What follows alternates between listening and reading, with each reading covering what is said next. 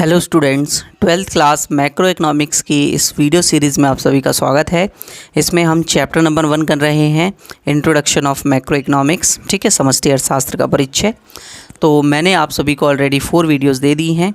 ये video part number 5 video है। ठीक है स्टूडेंट्स, तो इस वीडियो में आज हम सभी सर्कुलर फ्लो ऑफ इनकम पढ़ेंगे, यानी कि आय का चक्रीय प्रवाह। ये लेक्चर हिंदी इंग्लिश दोनों में रहेगा, तो आपके लिए काफ़ी बेनिफिशियल ये लेक्चर रहने वाला है। तो आप इसको स्टार्टिंग से एंड तक ज़रूर देखें। ठीक है स्टूडेंट्स, चलिए आगे चलते हैं। दोस्तों, मैंने आप सभी के लिए कोर्सेज़ अपने चैनल पर अपलोड किए हुए हैं। ज़्यादा जानकारी के लिए आप मुझे इस नंबर पर कांटेक्ट कर सकते हैं। मैंने आप सभी के लिए बुकलेट्स तैयार की हुई हैं। ज़्यादा जानकारी के लिए आप मुझे इस नंबर पर कांटेक्ट कर सकते हैं कि कैसे परचेज़ करना है। ठीक है स्टूडेंट्स, तो चलिए हम चलते हैं सर्कुलर फ्लो ऑफ इनकम की अपनी स्लाइड पर।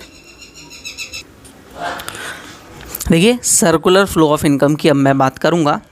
ठीक है, सर्कुलर फ्लो ऑफ इनकम कैसे होता है, आप इस डायग्राम को बहुत अच्छे से देखें। एक है हमारे पास हाउस होल्ड सेक्टर और दूसरा है हमारे पास फर्म सेक्टर। अभी 2 सेक्टर को ही मैं यहाँ पर लेकर चल रहा हूँ। ठीक है, तो हाउस होल्ड सेक्टर जो है वो फैक्टर्स की सर्विसेज देने के लिए फर्म सेक्टर के पास जाता है। ठीक है, उसके बदले में firm sector house hold sector को इनकम प्रोवाइड करता है, मतलब आय प्रदान करता है। ये उत्पादक क्षेत्र हो गया, ये परिवार क्षेत्र हो गया। तो जब वो कारकों की सेवाएं देने के लिए जाता है, land, labour, capital, enterprise etcetera, तो उसके बदले में हमें हाउस होल्ड सेक्टर क्या देता है, इनकम देता है। तो एक तरीके से इनकम का फ्लो हुआ हमारे पास फर्म सेक्टर से हाउस होल्ड सेक्टर के पास। क्लियर है? अब फर्म सेक्टर ने हम सबको आउटपुट जो उसने बनाया, जो उसने गुड्स बनाए हैं, वो गुड्स हमें दिए। जो सामान बाहर मिलते हैं आप सभी को पता ही है, वो हमें दिए। हमने उसके बदले में उस पर क्या किया, खर्चा किया, हाउस होल्ड स्पेंडिंग की, मतलब कंजम्पशन जो हमारा सी वाला पार्ट होता है, मतलब वो भोग व्यय किया। तो एक तरीके से हमारे द्वारा इनकम किसको प्राप्त हुई, दोबारा से इनकम प्राप्त हो गई किसको, फर्म सेक्टर को। तो इस तरीके से इनकम क्या है, सर्कुलर है। सर्कुलर मतलब कि जो फर्म सेक्टर है और जो हाउस होल्ड सेक्टर है, मैंने पी और एच शॉर्ट में लिख रहा हूँ इसको। ठीक है, तो house hold sector, producer sector ने हाउस होल्ड सेक्टर को कुछ इनकम दी, उसी ही इनकम को हाउस होल्ड सेक्टर ने दोबारा से प्रोड्यूसर सेक्टर को क्या कर दी, दे दी। तो एक तरीके से ये साफ साफ हमें पता चल रहा है कि एक सेक्टर दूसरे सेक्टर पर डिपेंडेंट है। एक सेक्टर दूसरे सेक्टर पर डिपेंडेंट है। एक की इनकम दूसरे का खर्चा और दूसरे का खर्चा तीसरे की इनकम, इस तरीके से बनता है। तो एक तरीके से हम कह सकते हैं कि इनकम का सर्कुलर फ्लो किया जाता है इकोनॉमी के अंदर। क्लियर है? अब देखिए, इसी कॉन्सेप्ट से जो सर्कुलर फ्लो ऑफ इनकम है, इसी कॉन्सेप्ट से इकोनॉमी के अंदर 2 कॉन्सेप्ट्स अराइज होते हैं। एक कॉन्सेप्ट अराइज होता है इंजेक्शन का और दूसरा कॉन्सेप्ट अराइज होता है हमारे पास विड्रॉल का। ठीक है, इंजेक्शन को हम हिंदी में समावेश या फिर भरण कहते हैं और इसको हम कहेंगे वापसी या फिर क्षरण। ठीक है, क्षरण। Clear students? अब देखिए ये होता क्या है। ठीक है, मैं एक डायग्राम आपको अलग से समझाना चाहूँगा इसके लिए। ठीक है, तो देखिए यहाँ पर मैंने ये डायग्राम बनाया हुआ है।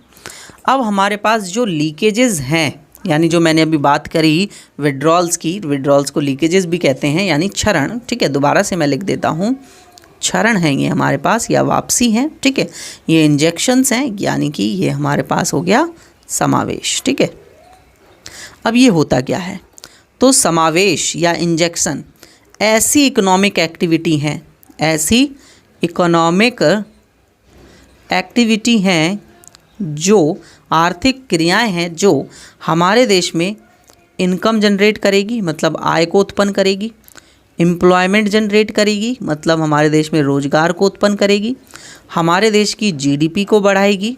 ठीक है, तो इन सब में हमारे देश में योगदान करेगा इंजेक्शन। ठीक है, चलिए समझ में आता है सर। आगे क्षरण की बात कर लेते हैं, लीकेजेस की बात कर लेते हैं। तो लीकेजेस वो होती हैं जिनसे हमारे देश की, ये भी एक तरीके की इकोनॉमिक एक्टिविटी हैं, ये ऐसी इकोनॉमिक एक्टिविटी हैं, आर्थिक क्रियाएं हैं, इकोनॉमिक एक्टिविटी हैं, आर्थिक क्रियाएं हैं, जो इनकम के अंदर ये तो बढ़ा देती हैं प्रोडक्शन इन सब को, लेकिन ये इनकम को, प्रोडक्शन को, इनकम, प्रोडक्शन, एम्प्लॉयमेंट का लेवल, ठीक है, प्रोडक्शन, एम्प्लॉयमेंट, इन सब के लेवल को, और जीडीपी भी लिख देता हूँ, जीडीपी की इन सब के लेवल को ये क्या कर देते हैं, कम कर देते हैं, यानी घटा देते हैं।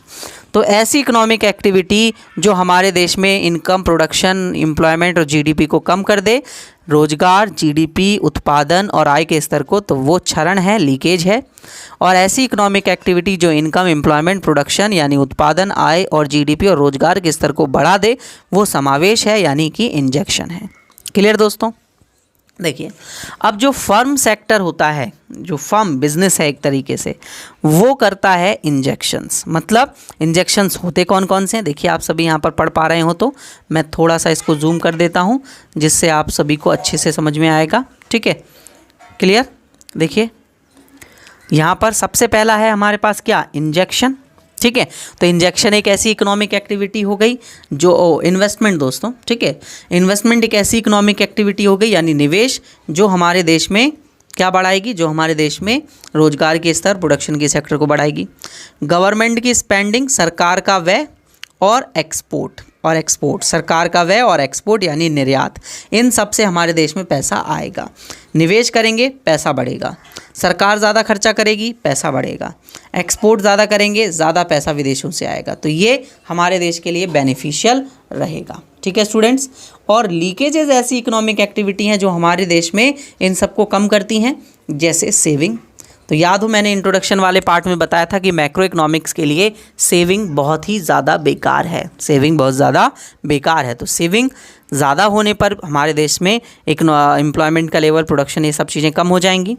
टैक्सेस, ठीक है, टैक्सेस भी एक हमारे पास क्या है, लीकेजेस हैं। ठीक है, क्योंकि उसका अच्छे से यूज़ नहीं हो पाता, उसको अच्छे से यूज़ तो होना चाहिए, इकोनॉमिक डेवलपमेंट के लिए होना चाहिए, लेकिन इकोनॉमिक डेवलपमेंट के लिए उसका यूज़ नहीं हो पाता।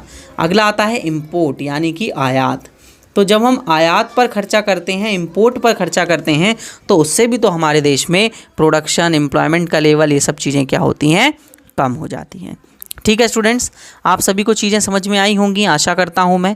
तो ये एक डायग्राम आप देख सकते हैं, लीकेजेस मतलब नल से पानी बह रहा है, ठीक है, इन्वेस्टमेंट मतलब नल में, मतलब एक तरीके से पुश किया जा रहा है इकोनॉमी को। ठीक है ना, क्लियर है? चलिए देखिए आगे चलते हैं। अब सर्कुलर फ्लो ऑफ इनकम की जब मैं बात करता हूँ तो वो 3 सेक्टर इकोनॉमी में भी हो सकता है और 4 सेक्टर इकोनॉमी में भी हो सकता है। तो मैं यहाँ पर 3 सेक्टर काट दे रहा हूँ, यहाँ पर 3 और 4 सेक्टर दोनों में होगा। ठीक है, तो आप अगर इस वाले डायग्राम को देखें तो ये 3 सेक्टर का है, और इस वाले डायग्राम को देखें तो ये 4 और 5, 3 जितने भी सेक्टर्स हैं उन सभी सेक्टर का है।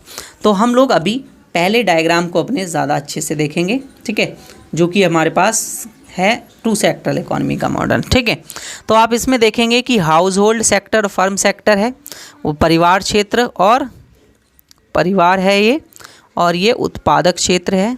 ठीक है, तो परिवार क्षेत्र उत्पादक क्षेत्र के पास फैक्टर सर्विसेज देने के लिए जाता है, और फैक्टर सर्विसेज देने के लिए जा रहा है, ये देख सकते हैं आप डायग्राम में फ्लो बना हुआ है। उसके बदले में हाउस होल्ड सेक्टर को फैक्टर्स इनकम रिसीव हो रही है, और firm sector goods and services provide कर रहा है हाउस होल्ड सेक्टर को, उसके बदले में house hold sector in goods and services पर एक्सपेंडिचर दे रहा है फर्म सेक्टर को। अब इसमें हम तीसरे सेक्टर को इन्वॉल्व करने वाले हैं, जो कि है government sector. Government sector investment कर रहा है फर्म सेक्टर में, आप देख सकते हैं जा रहा है फ्लो। ठीक है, और एक तरीके से हाउस होल्ड सेक्टर जो है वो लीकेजेस कर रहा है, मतलब टैक्स दे रहा है गवर्नमेंट को, तो वो लीकेजेस के तौर पर इकॉनमी में नज़र आ रही हैं। ठीक है, क्लियर दोस्तों, ये डायग्राम आप सभी को समझ में आया। अब हम अपने दूसरे डायग्राम पर ज़्यादा अच्छे से चीज़ों को समझते हैं। यहाँ पर गवर्नमेंट, हाउस होल्ड और फर्म सेक्टर तो है ही है, यानी सरकार, परिवार क्षेत्र और उत्पादक क्षेत्र तो है। यहाँ पर हमने 4th सेक्टर जोड़ दिया अपना, रेस्ट ऑफ द वर्ल्ड, यानी कि विदेशी क्षेत्र या शेष विश्व आप क्षेत्र कह सकते हैं। और 5th सेक्टर हमने इसमें फाइनेंसिंग सेक्टर छोड़ दिया, ये जोड़ दिया, यानी कि वित्तीय इंस्टीट्यूशंस। ठीक है, वित्तीय संस्थाएं। अब क्या होता है कि जो रेस्ट ऑफ द वर्ल्ड है उससे हम एक्सपोर्ट भी कर सकते हैं और इम्पोर्ट भी कर सकते हैं। इनसे कंजम्पशन करता है कौन, हाउस होल्ड सेक्टर बाहर से मंगा लेता है, और नेट एक्सपोर्ट्स भी होते हैं यहाँ से। ठीक है, शुद्ध निर्यात और आयात। इसी तरीके से गवर्नमेंट सेक्टर टैक्सेस कुछ ट्रांसफ़र इनकम पेमेंट करती है, फर्म सेक्टर गवर्नमेंट्स के परचेज़ करती है। इसी तरीके से जो फाइनेंशियल सेक्टर है उसका क्या रोल होता है, फाइनेंशियल सेक्टर इन्वेस्ट करता है फर्म सेक्टर में, फाइनेंशियल सेक्टर बोरो करता है अब्रॉड से, बोरो देता है गवर्नमेंट को, प्राइवेट सेविंग्स हम अपने फाइनेंसिंग सेक्टर में ही देखते हैं, मतलब जितनी भी हमारी सेविंग्स होती हैं, बचत होती हैं, उन सभी बचतों को हम कहाँ जमा कर देते हैं, बैंक में जमा कर देते हैं किसी भी बैंक में जाकर, तो हमारी प्राइवेट सेविंग्स फाइनेंशियल इंस्टीट्यूशंस के पास आती है। तो इन सब चीज़ों का टोटल करने से टोटल इनकम मिलती है, टोटल प्रोडक्शन मिलता है और टोटल जीडीपी हमारे देश की आ जाती है। तो इस तरीके से फर्म की सेक्टर्स में इस तरीके से बांटा गया है। ठीक है स्टूडेंट्स, आप सभी को आशा करता हूँ मैं ये लेक्चर बहुत ही अच्छा लगा होगा। ठीक है स्टूडेंट्स, तो अगर आपको ये लेक्चर अच्छा लगा है तो आप सभी इस वीडियो को ज़्यादा से ज़्यादा अपने दोस्तों तक शेयर कर दें, और अगर वीडियो अच्छी लगी हो तो वीडियो को लाइक ज़रूर करें, और अगर आप एक न्यू व्यूअर हैं मेरे चैनल पर तो मेरे चैनल को सब्सक्राइब ज़रूर कर लें, क्योंकि इसी तरीके की वीडियोस मैं आप सभी के लिए बनाता रहता हूं। अगर आपका कोई सुझाव या मेरे कोई सवाल है तो आप मुझे कमेंट कर सकते हैं, मैं आपके सभी सवालों का और सुझावों का पूरे के पूरे गौर करता हूं। ठीक है, और आपके जितने भी सवाल हैं उनके आंसर देने की पूरी कोशिश करूंगा। ठीक है स्टूडेंट्स, वीडियो अच्छा लगा हो तो ज़्यादा से ज़्यादा स्टूडेंट्स तक ज़रूर शेयर करें। नेक्स्ट वीडियो में मिलते हैं नेक्स्ट चैप्टर के साथ, जो कि है नेशनल इनकम। ठीक है, नेशनल इनकम के चैप्टर को हम अब पढ़ेंगे, और ये काफ़ी इम्पॉर्टेंट चैप्टर है हमारे पास, जो कि अच्छी वेटेजेस रखता है एग्ज़ाम्स में। ठीक है, वीडियो देखने के लिए धन्यवाद।